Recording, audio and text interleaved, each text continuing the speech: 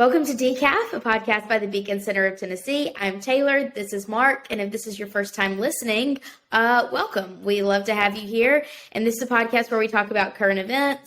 We give each other a hard time about everything, and we also make it fun. So, Mark, you got any thoughts before we jump in? Because this episode is going to be, our current event things are a little bit bleak this time. So we gotta really try to keep this fun.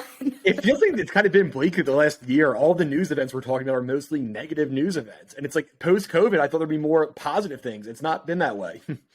Things are a mess. I was actually talking to my roommate this morning in the kitchen while we were drinking our coffee, and we were talking about all the shortages, formula and otherwise. And she was like, what the actual heck is going on in this world? And I don't know, you don't know, we don't know, but we're gonna try to bring some light to it and talk about the reality, and then maybe talk about the bright side a little bit if we can find it. So I don't know where the bright side is on this first topic. There is a 72% chance that we will enter a recession by Q1 of 2024. That is not what we want to hear. And I also saw the Wall Street Journal yesterday. I have got to turn off Wall Street Journal alerts while I'm driving because I see these things that are just bad. And I'm like, I'm just going to take it off the bridge because it said that our inflation is higher than it's been, or is as high as it's been since World War II. We are in the biggest season of inflation since World War II, when none of us, and even our parents, were alive back then to see this type of inflation. What in the actual heck is going on? It's not great.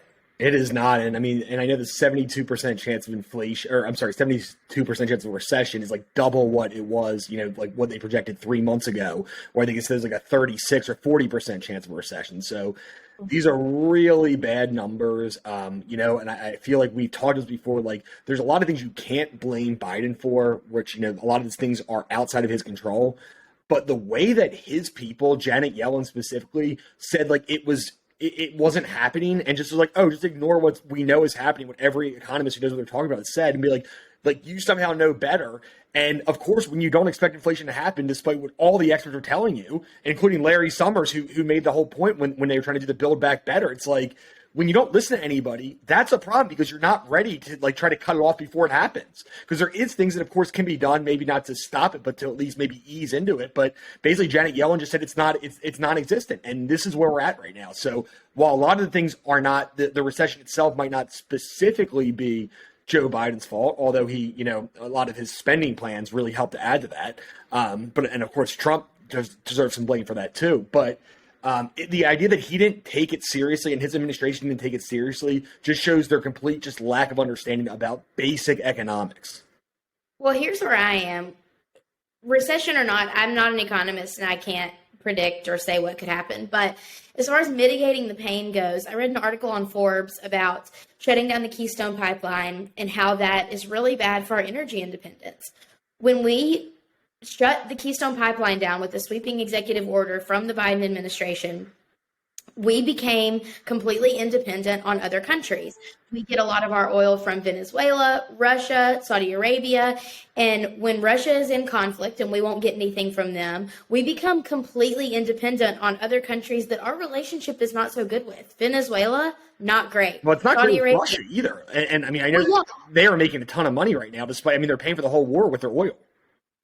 Exactly. And so but that's what I'm saying is our relationship has to become stronger, fake stronger, pseudo strong with countries that we don't agree with and that we don't like because we are no longer energy independent. And so I think as far as mitigating pain goes, there's so much that can be done to rely on more energy from the U.S. that we're not doing. And whatever the reasoning behind it is, my theory is that it's behind pleasing and pandering to the climate change folks on the left.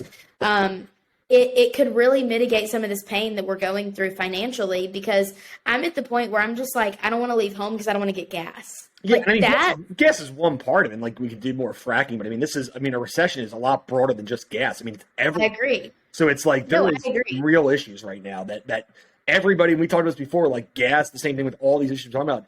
This hurts the lower and middle class the most. This is something that, rich people can generally deal with because they have extra money, they have all these things. But unfortunately, the middle class is not quite able to do that. I'm not a TikToker, but I do creep on TikTok videos. And so I looked up hashtag recession, and I saw a woman who was a farmer, and she was talking about how bales of hay have gone from $4 to $20. Bags of grain have gone from $6 to $18. And so the costs are going to get passed on. We haven't even seen the worst of the costs getting passed on. And one girl kind of joked about it. She said, "You all about to become vegetarians because the cost of meat is about to get so high." And so all of these costs are going to get passed on to consumers who are trying to feed families and trying to operate restaurants and have people in there to eat. So it's looking pretty bleak. The bright side is that we can just stay home and enjoy air conditioning. I don't know. I'm having trouble finding a bright. Energy's going to go up. Energy's going to be more expensive, and obviously with 100-degree weather, it's not going to get any better. But I mean, this is just a major concern, and it's something we have to keep an eye out. We knew that something like this was going to happen. It seems like it's almost certainly going to happen now.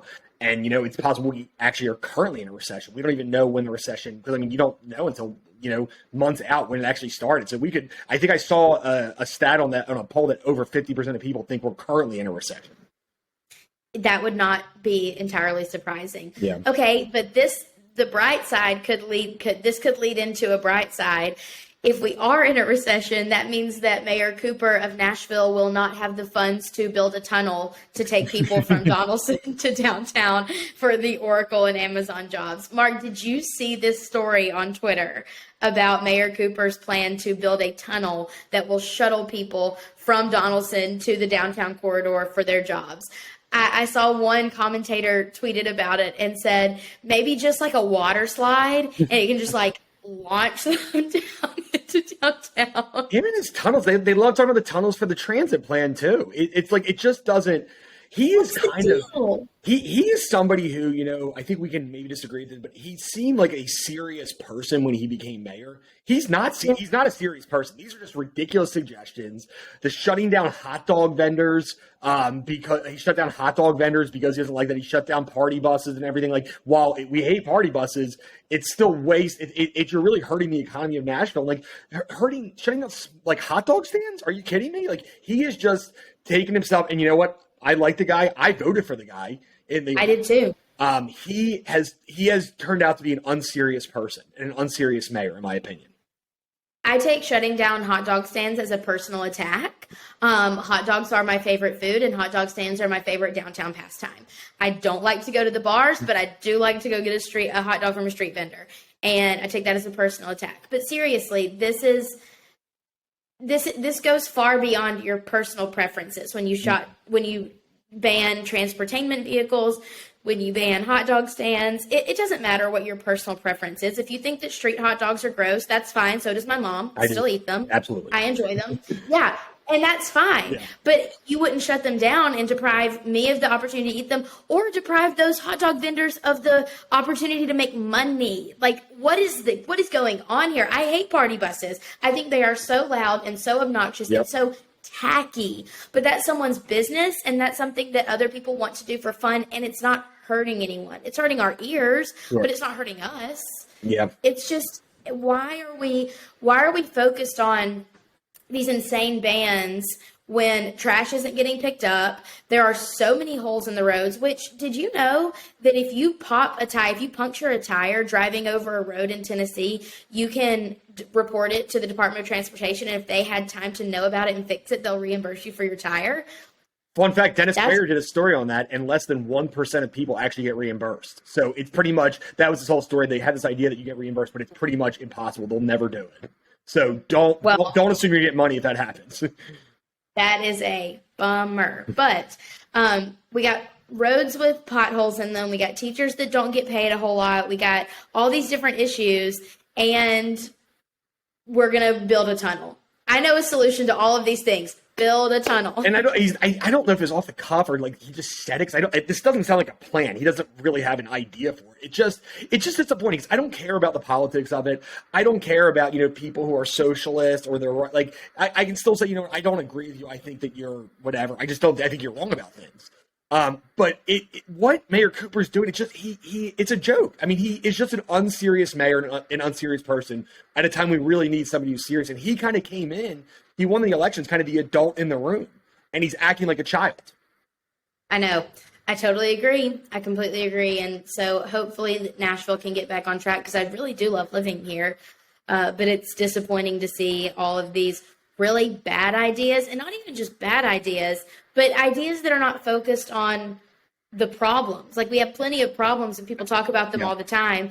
But it's like, hey, here's some really dire needs. Here's a bunch of potholes. But look, a tunnel. And look, we're banning the woo girls. It just doesn't make any sense to me at all. Yeah, how do you deal with people not being able to afford gas, not being able to work? Like, you know what we're doing? We're going to ban hot dog stands. That's going to help everything. That's like, it's just, I don't, it's hard. I'm just really frustrated right now. Like, I'm not even angry. I'm just like, I don't understand what you're doing. Like, you have to be better than this.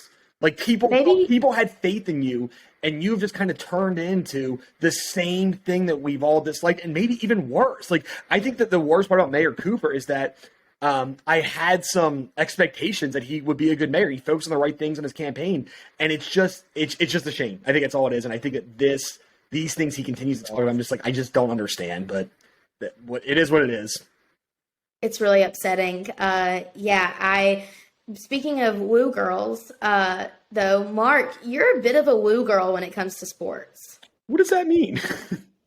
That means, allow me to define the term.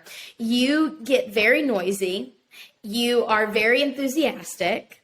You're very passionate, and you also drink too much when it comes to sports. Really attacking. Most of things are not true. I'm actually, you don't watch many games. I'm actually pretty quiet when I watch games. I'm excited I find that when the Jazz play. I'm pretty much quiet the whole time. That's fair, but you do text a lot. You do be. Yeah. I mean, that doesn't really count for that. Yeah, I do text a lot. But I will say, I don't usually drink much. You don't know much Jazz. Drinking is kind of the college football Saturday thing for me. that's fair, and March Madness. You do be yeah. like, oh yeah, for sure. March Madness. Yeah, for sure. But yeah, and it's funny because I've kind of gotten into a new sport, which I'm not really a baseball fan, but I've been betting on. I'm really kind of into this College World Series right now. It's very exciting. I'm into it too, and it's because my Auburn friends and I have really come together over wanting Tennessee to fail. And so when they did, it was a beautiful day. We cheersed our Bud Lights. We hugged. We rejoiced. We celebrated together. And that's something that you'll never see from Alabama and Auburn fans. It was a beautiful thing. Yeah, and that Tennessee team, so it was like apparently maybe the best college baseball team of all time, and they lost Notre Dame. And what was interesting is I was cheering against because I picked other teams to win, and I kind of took the upsets. But what was interesting is that the Tennessee team was super unlikable. I didn't realize all these things until after they lost. Like they flip people to bird. You know, they're just kind of crybabies. They're yelling at the umps. They're just complaining about everything. So it's like I was really happy to see them lose by the time, and I didn't really know. I'm like, oh, that's cool. You know, they're from Tennessee. I don't hate Tennessee like you do. I'm like, oh, that's, you know, if they win, that's kind of cool for the state. But once you kind of see some of the things they've done, I'm like, I don't care for this team one bit. They're not likable, and it was kind of cool to see them lose. I know, if you're behaving in a tacky way, even when Alabama players behave in a tacky way, I'm like, put them on the bench, send them to the locker room, get them out of here. If you're running the bases with your middle finger in the air, that is so tacky. We are, if nothing else, we are in the South. People in the South are not going to, we don't behave that way. That is so tacky. What would your mother think? And that was just, it's only one person, but if I'm the manager, I bench him. I say get on the bench. Like we're not going to portray ourselves this way. We're better than this. Don't even get on the bench. Go home. We don't want you. I don't know if I kick him off the team, but yeah, I think certainly at least the benching because like you do need to like be a disciplinarian, and I mean it seems like the coach kind of lets them get away with stuff, and it was, you know, this is the first team ever to lead the league in home runs and ERA because you never have both, so they had the best offense and the best pitching, and Notre Dame pulled a huge upset and beat them not just once, but they beat them in a 3-game series. They actually had to beat them twice. It's beautiful. It was beautiful. So who are you pulling for the rest of the time? Now that we're done pulling against Tennessee, I'm cheering for Arkansas. I bet on them, and Sue's like them, so I'm all in for the Hogs right now. And they're a good team. I know that they kind of had the same issue last year where they were like Tennessee, maybe not quite as good, but they were the number 1 seed and they lost early. So I'm cheering for them. I would love to see Notre Dame win. I have money on them. I think they're quite. I cheer for them in football. So you know, I do have money on Auburn. I would like to not see Texas win. That's kind of where I'm at right now. Okay.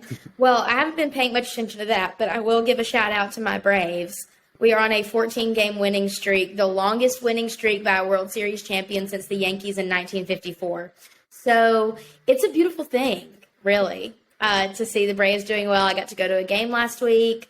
I will be going to another one in September, hopefully some more in between that time. And it's just nice to see him doing well. And Dansby, a Vandy boy, is really coming into his own. He didn't do so well his first couple of years, and he didn't live up to expectations, but now he's been absolutely smacking the ball and hitting home runs at a majority of games. And so we love to see that. You told me how good he was last year. I'm like, he's not good. And now he actually kind of is good. But when last year he was simply good looking. Yes. Now he's good and good looking. Perfect. And good at baseball. Perfect. All right, you got to give you that. Dan's Bay. I'll agree on that one. Just not. I mean, and he's getting better at baseball. So we'll see. We'll see if this is a long-term thing or he's kind of going through a hot streak right now. Because, I mean, he has disappointed, but he's still pretty young, and hopefully he's figured it out. Yeah, Dan's Bay for the win. Okay, so before we go, Mark is checking something off of his bucket list this week. And so, Mark, I've known you for a long time. I know that this is important to you. What is this bucket list item that you're checking off? I'm going to Las Vegas tonight, and I'm going to be playing in an event at the World Series of Poker. I've never had enough money where I felt comfortable doing that, and I still, could never afford doing the main events, $10,000. But this one is $1,500. I am, I kind of have my own personal money for fun, and I'm spending most of it.